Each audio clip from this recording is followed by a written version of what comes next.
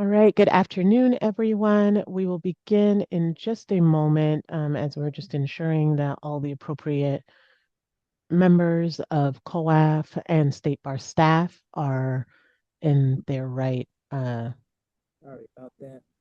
capacity, sorry, for the webinar. And then Shannon, I'll ask you to, I believe that there are announcements before we open the meeting. Thank you. One moment. Okay. Welcome, committee members, liaisons, and members of the public to the Council on Access and Fairness meeting. Thank you for joining us. We are using Zoom with the goal to foster a more inclusive environment and effective meeting. If you would like to comment during the meeting, please use the raise hand feature. Please utilize this tool to virtually indicate that you would like to speak in order to help the chair facilitate the discussion. A friendly reminder that this is a video conference. Per Bagley-Keene requirements, all cameras must be kept on for the duration of the meeting. If you are unable to have your camera on, you must indicate a reason for your non-appearance during the meeting. Please be aware of your surroundings behind you. All committee meetings will be recorded and posted to the State Bar website. Zoom captioning is available. To enable, select Live Transcript at the bottom of your Zoom screen, then select Enable Auto Transcription. Thank you. Thank you, Shannon. All right, I'd like to officially call this meeting to order at 12:03. Elizabeth, can you do roll call for attendance? Yes. Adebon Mary, absent. Chokshi, absent. De Leon, absent. Gray, Present. Higgins, absent. Rosario, absent. View, Present. Zakir, Present. Davis, Present. Guinness. Present. And we have a quorum. Thank you, Elizabeth. All right, but we now have an opportunity for public comment. Oh, Elizabeth, I see Carlos has just joined us. Great. So I've marked Carlos present. Thank you. you. And thanks, Carlos. I see that we have time on our agenda for public comment because this is a special meeting outside of our regular cadence and for a very particular agenda purpose. I'm going to limit public comment to 2 minutes to facilitate us getting through this meeting and being, mindful of COAF members' time. Are there any who have their hand raised for public comment, Shannon? Yes, one person has their hand raised, and I am allowing them to speak. Thank you.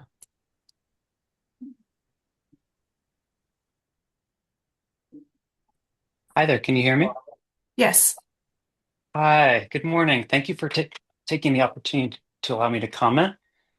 My name is Zach Newman, and I'm the directing attorney at LAC, the Legal Aid Association of California. We appreciate COAF taking the time to discuss our proposal, which grew out of a statewide community justice worker working group convened by LAC and was developed in partnership with One Justice and Legal Link, because we believe the CJW programs have the potential to expand access to justice in California. We believe our proposal, the petition we filed with One Justice and Legal Link to the Supreme Court, and ultimately this proposed Supreme Court rule strike the right balance between expanding access to justice while maintaining strong consumer protections through things like training, attorney supervision, and clearly defined scopes of practice. At its core, the proposal is about reaching people who would otherwise never get legal help. Many people facing legal problems won't seek out a lawyer, but they will turn to trusted people in their communities, at their house of worship, a local library, a shelter, or a food bank. And with the right training and supervision from legal aid attorneys, we think that community justice workers can help connect those communities to quality legal assistance where they're at. And I think that as COAF develops its own comments and engages in this discussion today, we encourage members to look at the experience of other states where this has been successful. And I know that the legal aid community is currently engaging in this public comment process, and LAC is helping convene discussions and share information as organizations prepare feedback. And I think ultimately we appreciate COAF's engagement on this issue and look forward to continuing the conversation. My email is znewman@laconline.org if anyone wants to reach out. But yeah, Thanks for engaging with us and looking forward to hearing what you all have to say. Thank you. And Shannon, before I see another hand raised, before we engage that for public comment, I just want to acknowledge, Elizabeth, that Tristan has joined the meeting as well. Yes, thank you. Shannon? I have allowed the next person to speak. Hello, my name is Lucy Rica. It's an honor to make a public comment before you all today. I am the executive director of the Newcomb Center for the Rule of Law and the former executive director of the Rhodey Center on the Legal Profession at Stanford Law School. I have been involved in the effort to rethink how legal services are regulated and provided across the country, with the goal of increasing the affordability and accessibility of legal help for almost 10 years. I'm also a Californian and an inactive member of the State Bar. I'd like to just give a little context for the proposed Rule of Court 9.45.1. This rule is the culmination of multiple years of work led by the legal aid community and the academic community. In particular, the vision of a community justice worker model for California grew out of a convening at RAND in 2024, in January 2024. The convening was co-sponsored by the Rhodey Center at Stanford. And the meeting was attended by policy leaders in this area from the State Bar, legal aid, and other lawyer groups, including the consumer attorneys. And Justice Kelly Evans gave an inspiring keynote. Out of that convening emerged a clear consensus that CJWs, community justice workers, could be an access to justice solution for California.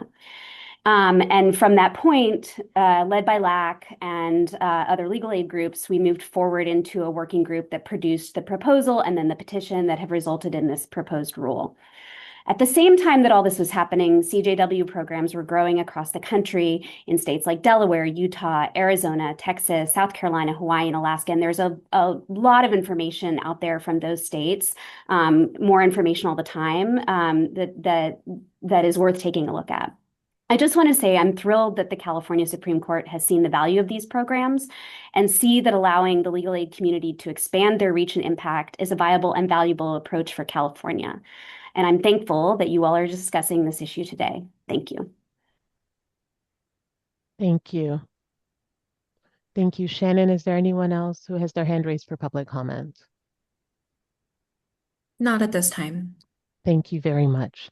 Then I'm going to move forward with our agenda. Thank you to the two who have shared public comment and for keeping it related to COAF's purpose. We always appreciate that.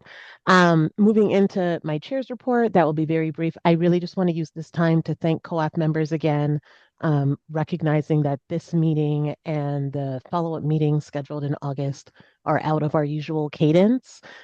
Thank you all for your commitment to the ideals of COAF, the work that we do for the State Bar, for access to justice in California, and for taking the time to engage. I want to remind you that I know this is over your lunch hours, which was hopefully to be able to allow you to participate. So please don't worry if you have to take a bite of your sandwich or salad or whatever it is that you have to eat. Thank you for your engagement and hopefully conversation, and but please situate yourselves accordingly to be able to get through the rest of your day. This is, as has been noted by those bringing up public comment, a very important issue for us to consider, and I hope that we will use the unique lens that our experience and COAF time bring to this to engage. I will preview that at the end of the presentations, if COAF finds it so worthy, there will be a small working group convened in order to dig deeper and provide proposals for any COAF feedback. So please, as this is going on, consider whether or not you have time. Really, it would be in the next 2.5 weeks, if I'm correct, Elizabeth, to meet and engage in that process. It would be very important, and we hope that you'll be able to. That would be the end of my chair's report, as we just had our last meeting in June, and so I know working groups and other things may not have as much right now. Elizabeth, do you have a director's report to bring? I just want to echo our chair's thanks to the council for your time and efforts this summer. It's a little bit more busy than we're used to for the summertime. I also want to acknowledge that we have, in addition to calling for a working group related to community justice workers, at the end of today's presentation, we have 3 other active working groups working on the provisionally licensed lawyers, surveying. The diversity report card calls to action working group, and then the legal aid leaders fellowship review working group, who are all very busy this summer. So I wanted to just thank you all for your participation and your efforts during this time. Thank you. All right. Well, then the sole item on our agenda, and really the reason why we're coming together, is to receive a presentation and discussion on proposed California Rules of Court 9.45.1 to establish a California Community Justice Worker Program. Jennifer is here. Wonderful. Jennifer, with the State Bar staff, is going to give us a presentation. Again, thank you for engaging ahead of time with this presentation and being thoughtful throughout it. Jennifer? Thank you so much, Shellac. It's nice to see you all. Just to give a little bit of background, my name is Jennifer Zelnick. I'm a principal program analyst. And I've been at the State Bar for about 4 years. And just to echo what Zach and Lucy said, work on this topic has gone on in the legal aid community for quite some time. And I myself have been charged with monitoring community justice worker programs and other what we call regulatory reform efforts nationally for the past 4 years. So let's get to it. Okay, today I will go through a brief history of the legal aid proposal for a California Community Justice Worker or CJW program. I'll give some background on the proposed California Rules of Court Rule 9.45.1. We'll touch on how this proposal relates to COAF's work, and then we'll have time for a discussion and next steps. Okay, so starting with the history of the proposal. As I know that COAF is aware, the State Bar's 2024 California Justice Gap study found that 73% of Californians experienced at least one civil legal problem in the past year, and that 85% of legal problems received no or inadequate help. As you will recall from COAF's Rurality Project, California's attorney deserts, defined as counties with fewer than one active attorney for every 1,000 residents, have increased from 11 to 16 counties in the past decade. Furthermore, only 24% of attorneys serve individual clients in California, which further restricts access to legal help. California's justice gap is not only pervasive, it is in some regards worsening. There simply are not enough attorneys to help everyone resolve their legal problems.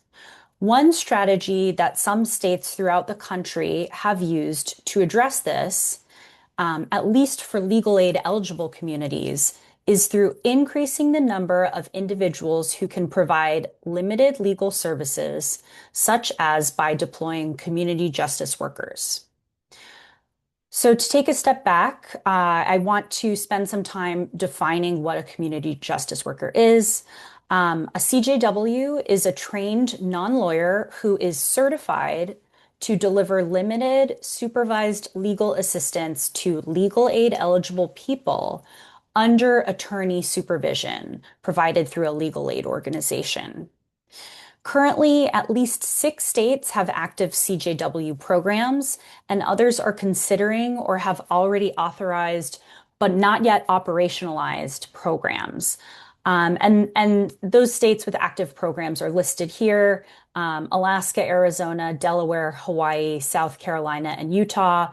I'll note also that Montana has an active CJW program that it's had for years specific to tribal court. So who are CJWs? Many different types of people choose to become CJWs, and the public comments reference this as well. Data from other jurisdictions shows us that people doing adjacent work in their communities are often drawn to justice work. For example, in Alaska, CJWs are community members who speak the local language, they are tribal officials, they are elders, they're healthcare providers, they're social workers, and they are students. In Utah, CJWs working in domestic violence are trained domestic violence counselors and caseworkers.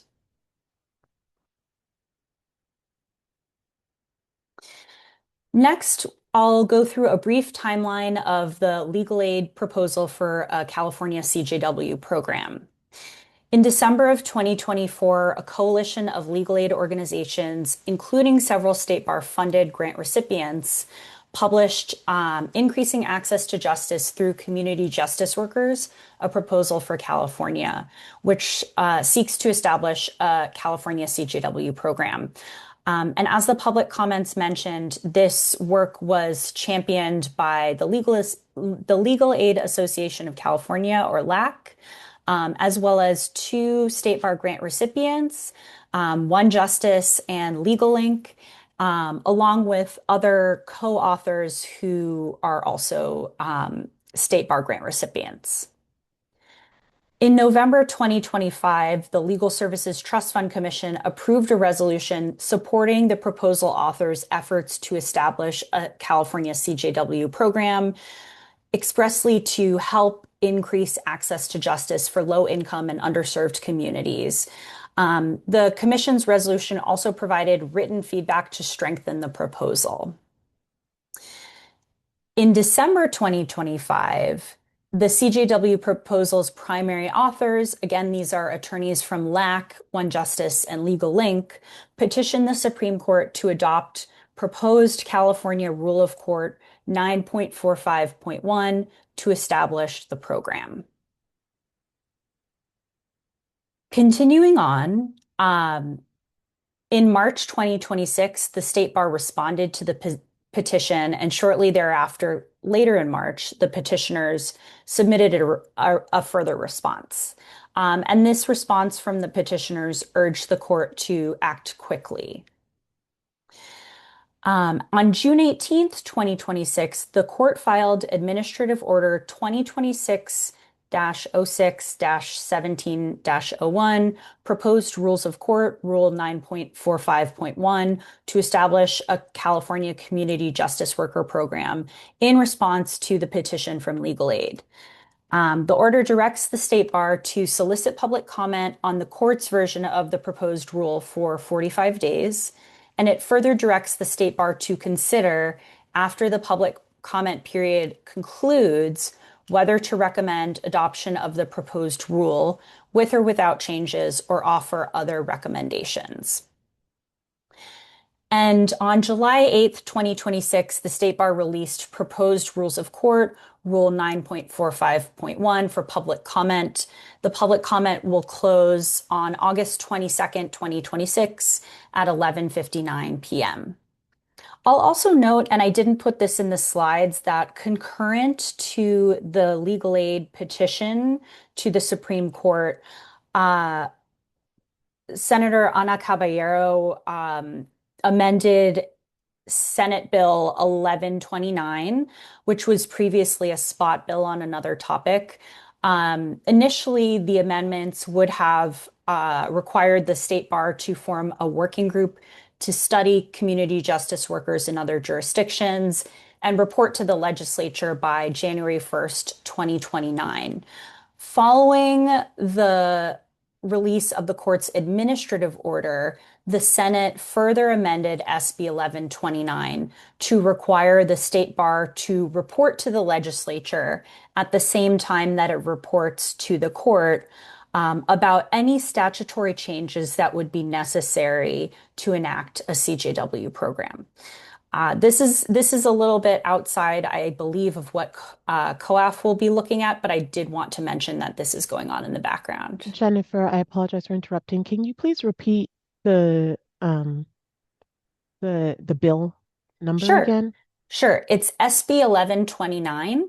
And if you'd like, I can also share a direct link with the committee members.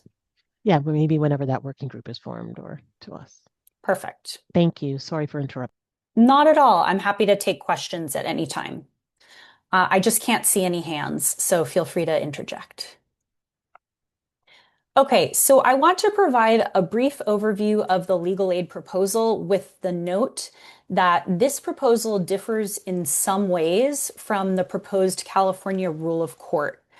Um, I think that it's helpful to see the original proposal before we talk about the proposal from the court, but I did want to note that there are some important differences. So at its core, the proposal would establish a statewide program where CJWs could provide limited scope legal services to low-income California residents under the supervision of an attorney at an authorized legal services organization. The proposal recommends that the commission would be the authorizing body. That is the entity that would review applications and authorize legal services organizations to do this work. The proposal would enable both state bar funded grant recipients and other legal services organizations to apply to become authorized LSOs. Authorized LSOs would certify individual CJWs to the state bar and annually report data to the state bar. The authorized LSO would develop its own training curricula, areas of law and scope of practice, and supervision requirements.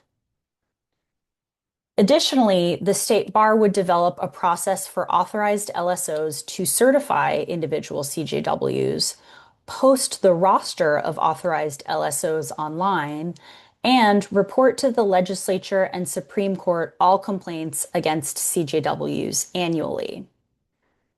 The proposal also contemplates evaluating the CJW program by an external evaluator after 5 years to assess the impact of the program, community trust, engagement, and costs.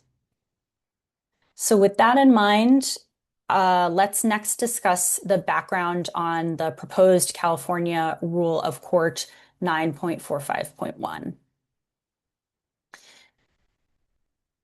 In the proposed rule, the authorizing body is an entity to be designated by the court. It is not identified who that entity would be at this time. And the authorizing body would accept, review, and approve applications from legal services organizations to operate CJW programs. Additionally, it must evaluate the California CJW program within 2 years of the first legal services organization's authorization. An authorized legal services organization would train and supervise the work of eligible CJWs, certify to the state bar the name, scope of practice, and proof of completed training of each CJW, ensure ongoing CJW supervision capacity, assume professional responsibility for CJW's work product, train CJWs to perform authorized activities, notify the state bar within a month of changes to the organization's or individual CJW's eligibility, or in instances of a CJW violating applicable rules, and report twice annually about the number of clients served, total hours worked, case resolutions, complaints, and program costs. Per the proposed rule, a CJW must be at least 18 years old and either a high school graduate or the equivalent. They must not be licensed by the state bar. They must satisfy training and other requirements, and they must only engage in the limited practice of law under the exclusive supervision of the authorized LSO. The state bar must maintain and publicly post a roster of authorized LSOs and their certified CJWs, including each CJW's scope of practice, and annually report to the court and legislature the number and disposition of complaints involving CJWs.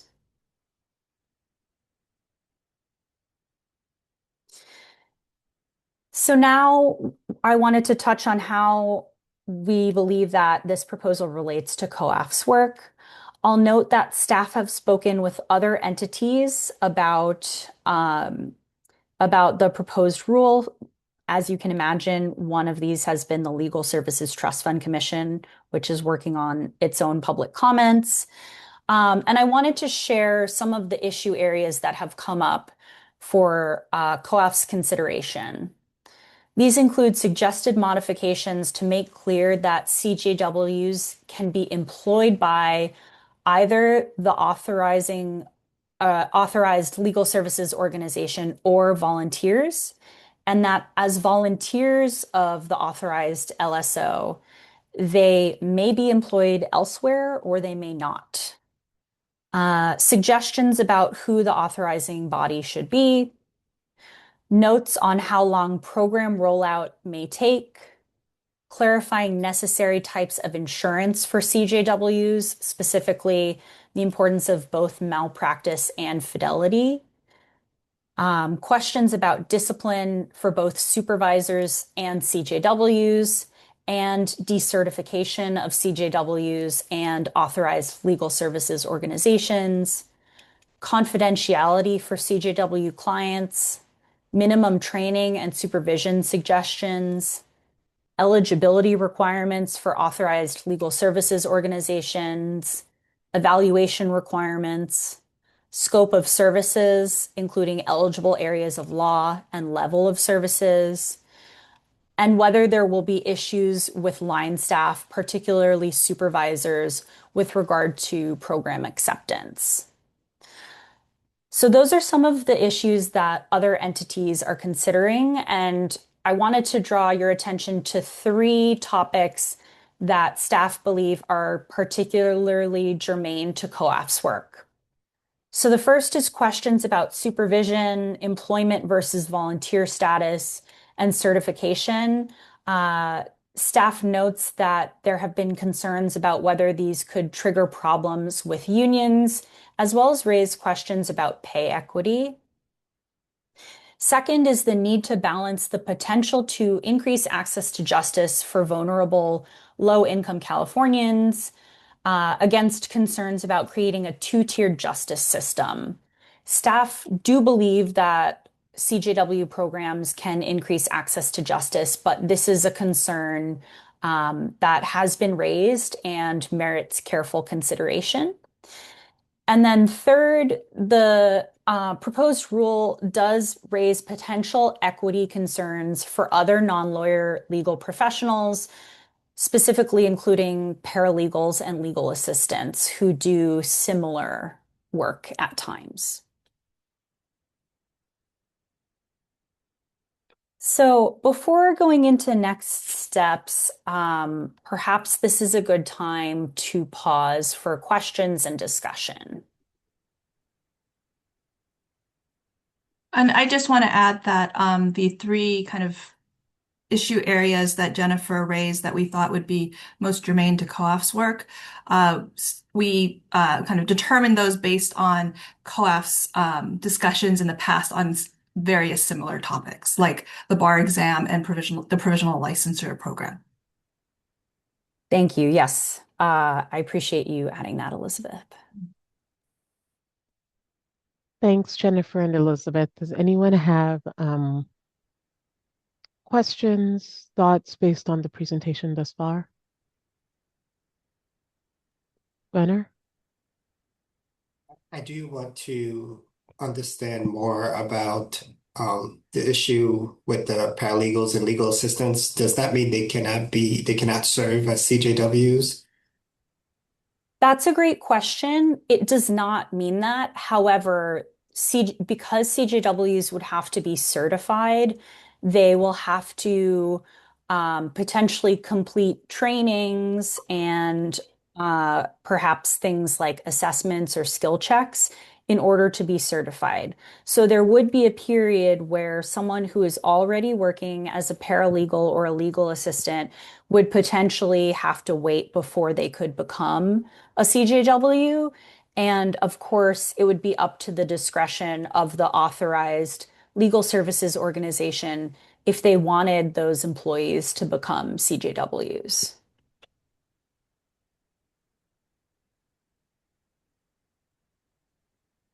Follow-up to that is, so as it stands now, there's not a waiver for those individuals to serve as CJW if they have prior legal experience, whether they're a paralegal, legal assistants, or an attorney who's not practicing but wants to pursue this line of work?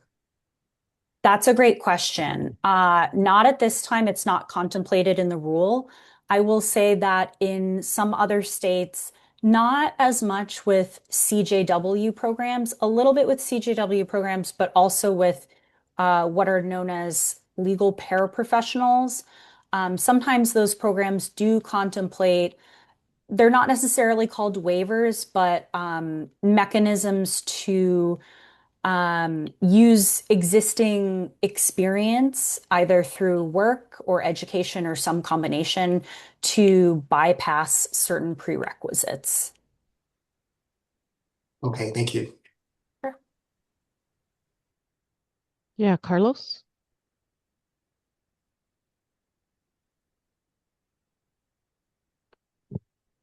I You're think you're still muted, muted. Carlos. Sorry about that. Um, I didn't see this anywhere in the packet, so I might have missed it. But in one of the issues, it talks about you mentioned the need to balance the potential increase for justice and concerns about it creating a two-tiered justice system. I guess um, is there more information available on how people are viewing this as creating a two-tier justice system and um, the concerns about that versus the current system, I suppose? Sure. So just to give a little bit of history, back around 2000, the state bar started to consider whether a paraprofessional program, and those are licensed non-attorneys who can provide limited legal services without attorney supervision. They started to it started to consider whether that was appropriate for California. The state bar actually advanced a proposal, and the proposal was accepted by the Board of Trustees. However, the legislature enacted legislation to prohibit that program from moving forward for several years. In part, this was due to pushback through the public comment period. And a lot of the pushback, or a significant aspect of the pushback, was related to concerns that um, having something like a paraprofessional or any other non-lawyer providing legal services created this two-tiered justice system where those who can afford to pay for an attorney get attorney services, and those who cannot get a paraprofessional because they would be less expensive. So the concern is similar for community justice workers. And it's, I would say, of particular interest because community justice workers would specifically serve legal aid clients. So that's the concern there. I will say that, in my opinion, as someone who has studied this for, again, 4 years, the concern is largely overblown, and COAF should think about the comparison not between an individual receiving help from an attorney versus help from a CJW, but rather think about, is it better for an individual to receive help from a CJW or not receive any legal help at all?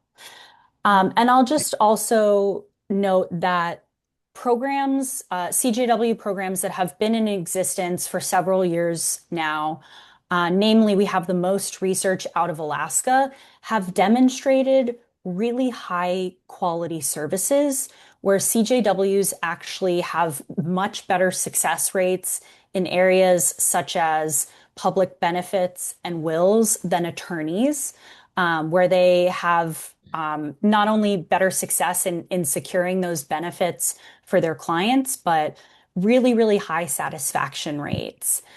So the data doesn't actually pan out, but it is a concern. And I think that for that reason, we wanted to bring it to COAF's attention as something to be considered. Thank you. I think you answered all the follow-on questions that I had. So I really appreciate that.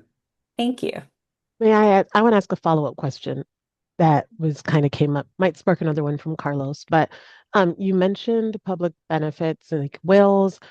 I didn't see it in the materials that we were given. Is there a concept of limiting the scope of practice areas or work that could be performed by CJWs? Like, my assumption would be nothing criminal practice related because we have public defenders, right? Who, and so on. But that could be an assumption that's unfounded. So, is there any thought to what types of practice areas and even work within those practice areas would be accessible or permissible? That's a great question. Excuse me. The rule doesn't currently stipulate any limitations. However, because the programs that would be eligible to participate are legal aid organizations funded by the state bar, they're limited in that the only criminal law that they can do are expungements, infractions, and one other very, very minor area that is at the tip of my tongue. And Elizabeth, if you can remember it, that would be great. If not, I will say that we did in the State Bar's public comment ask about both the scope of work. So, should CJWs be allowed to do all legal work? Should it be more limited? As well as areas of law. And those three minor carve outs for what are sometimes considered criminal law are listed under miscellaneous in that question. So we can definitely pull that. But largely, again, these would be things that would be considered civil, and even those three small criminal instances would be considered civil per our governing authorities. Okay. And I certainly haven't been as deep in this as all of you, but it didn't appear to me that the state bar's proposed rule limited the authorized legal services organizations to only those legal aid grantees or those authorized by the state bar as legal aid Do service you mean providers. the legal aid proposed rule? Excuse me, I'm sorry. Bless you. No, the I'm looking at the administrative order from the state Okay. bar. Like I see a legal services organization is an organization that is a qualified blah blah blah. And maybe one of those things is that, but I Yes. guess my thought is as well, like, could there be small firms that are not legal aid organizations as typically contemplated by the state bar, but who might, because they serve a more rural area, say, hey, this is something that we would like to be able to engage in to support our community and would or would not be permitted to do so the way this is contemplated. Great question. So originally, the proposal from legal aid envisioned that any legal services organization, whether funded by the state bar or not, could apply for the program.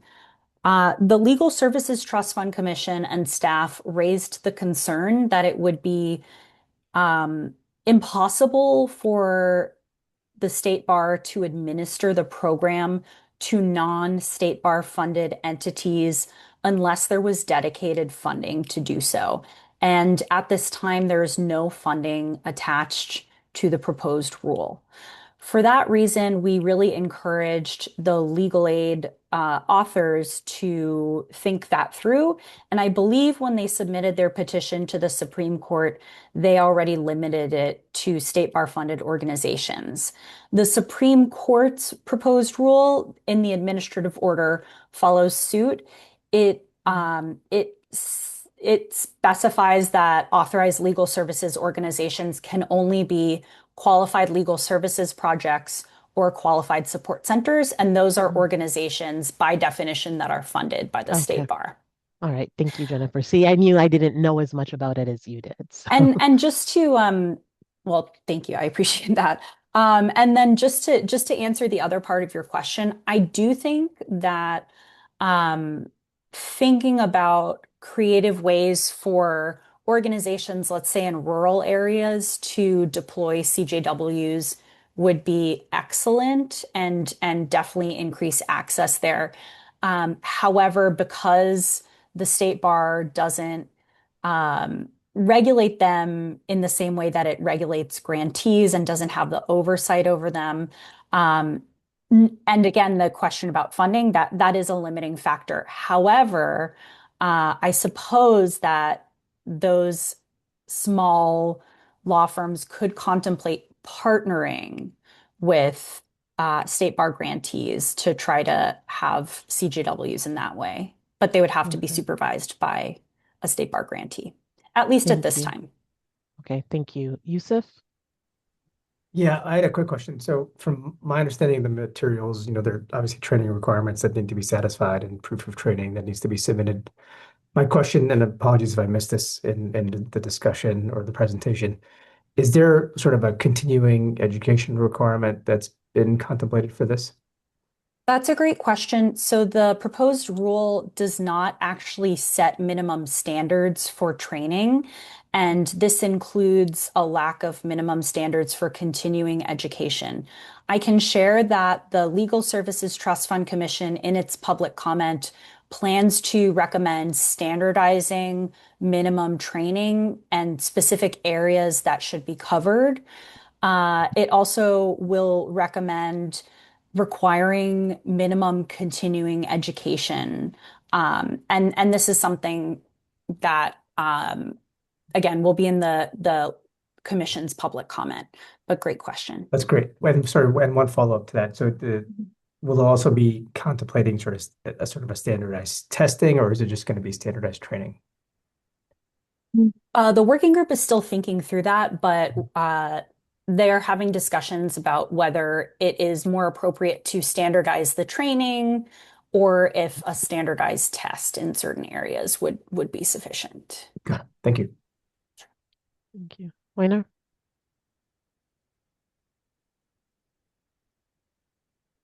You are muted, Weiner. Just following up on Shalak's earlier comment in regards to whether or not the intent is to provide some type of legal services to criminal defendants.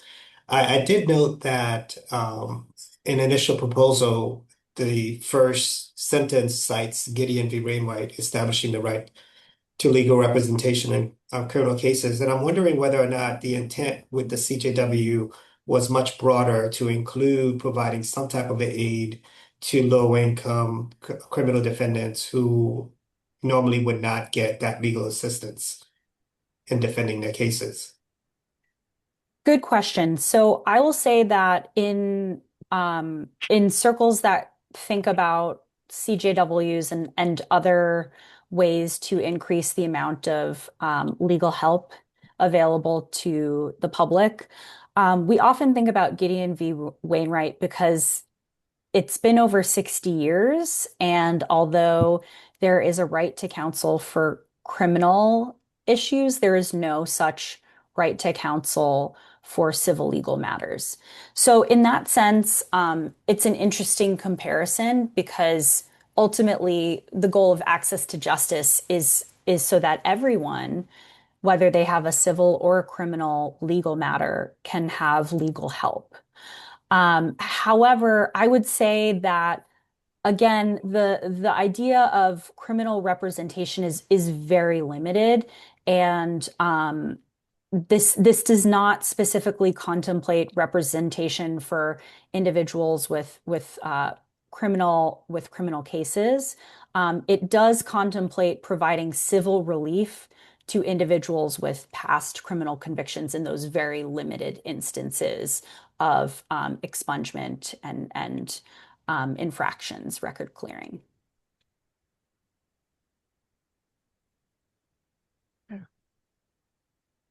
Jennifer, I had one more question. Sure.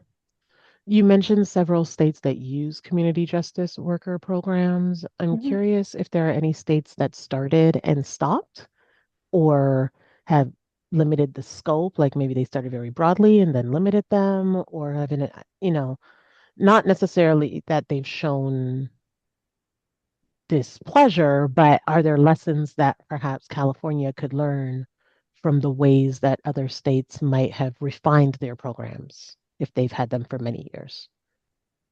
That's a really good question. The longest running program is Alaska, and that hasn't been active even for a decade at this point. So Okay.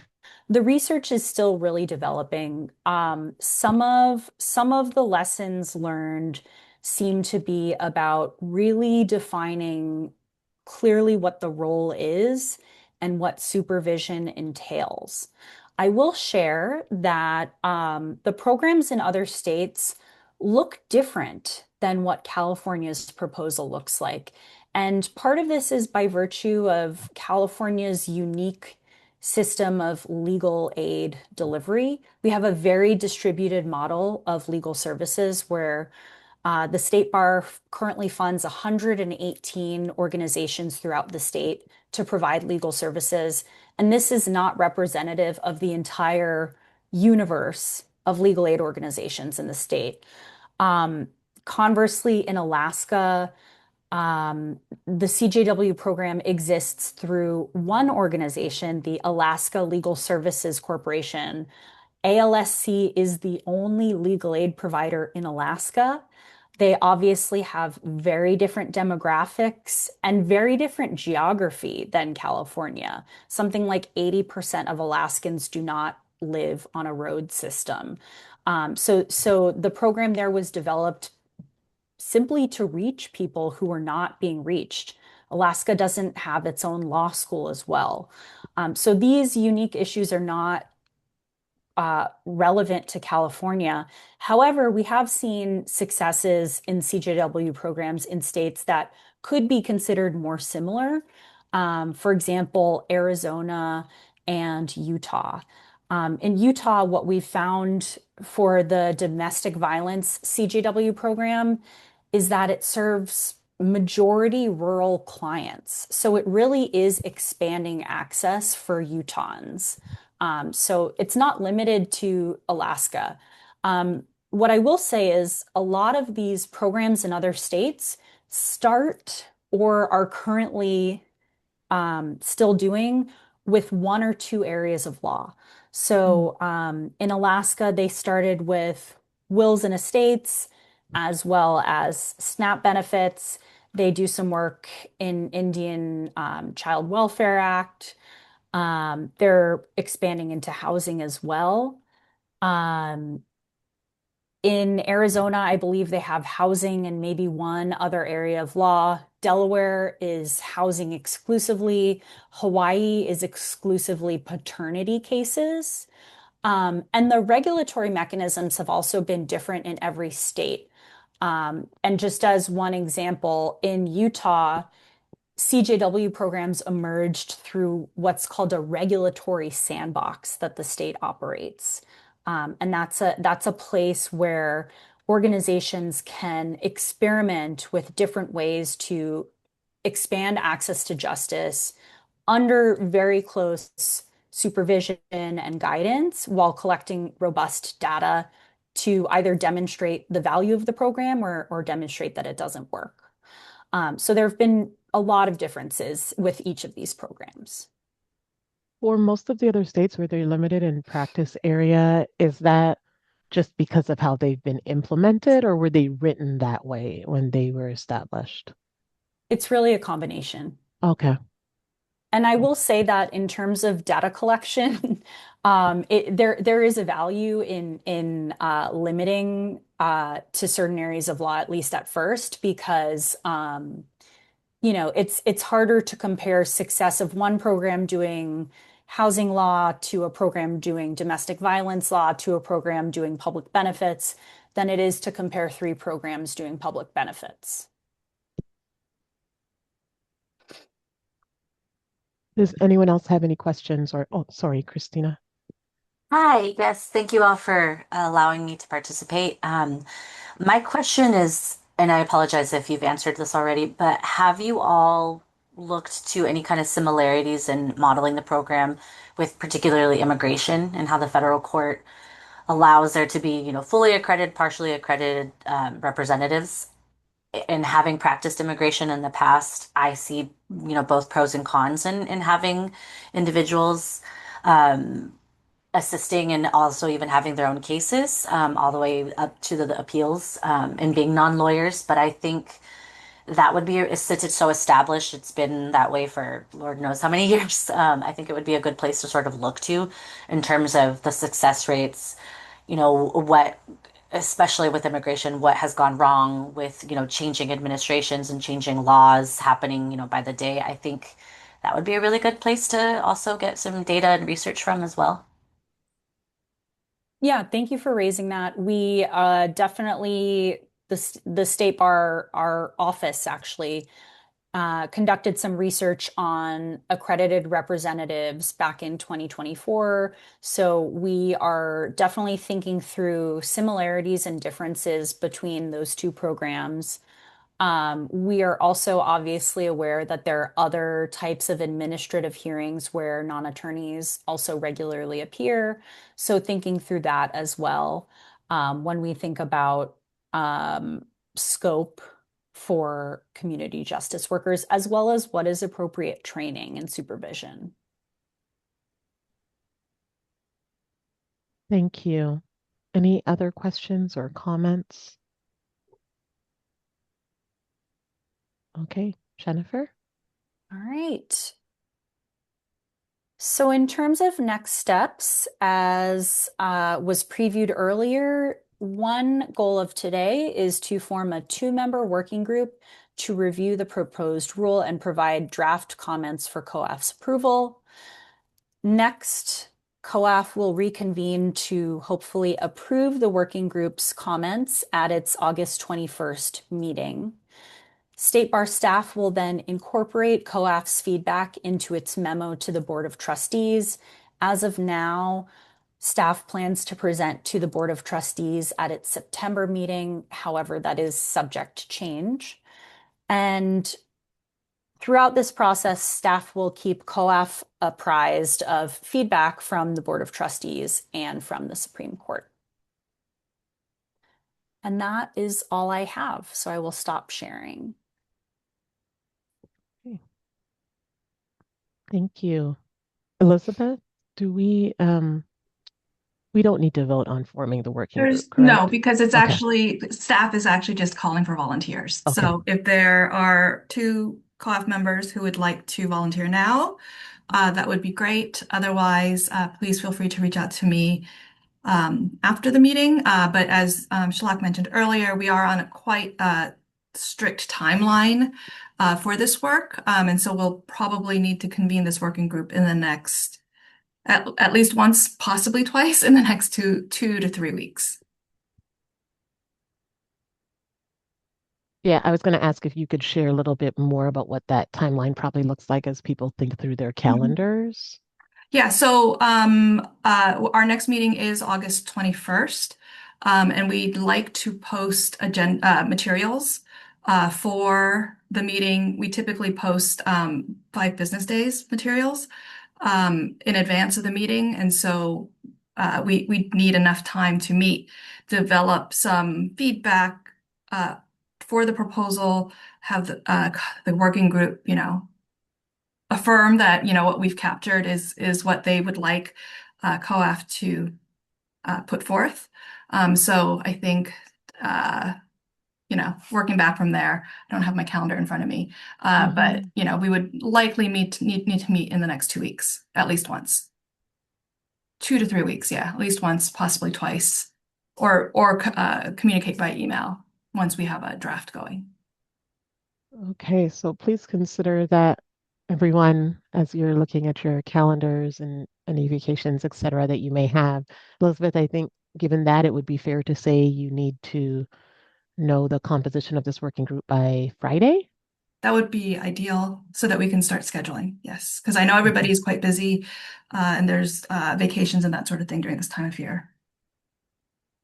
All right. So if there are no hands volunteering right now, no pressure, no one's on the spot.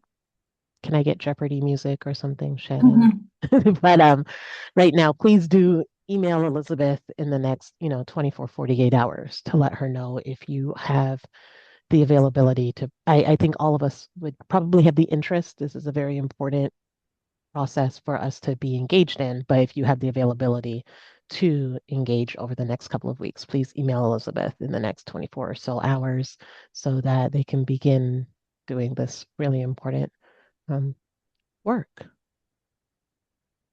Okay, does anyone before we adjourn, any follow-up thoughts or comments that might have just come in your head from COAF members? Okay, well then, as we would say growing up, if all hearts and minds are cleared, then this means some of you get that reference. And this meeting is adjourned. Thank you all so much again for your time, and we will see you on August 21st. Thank you, Thank you. everybody. Bye-bye. Thank you.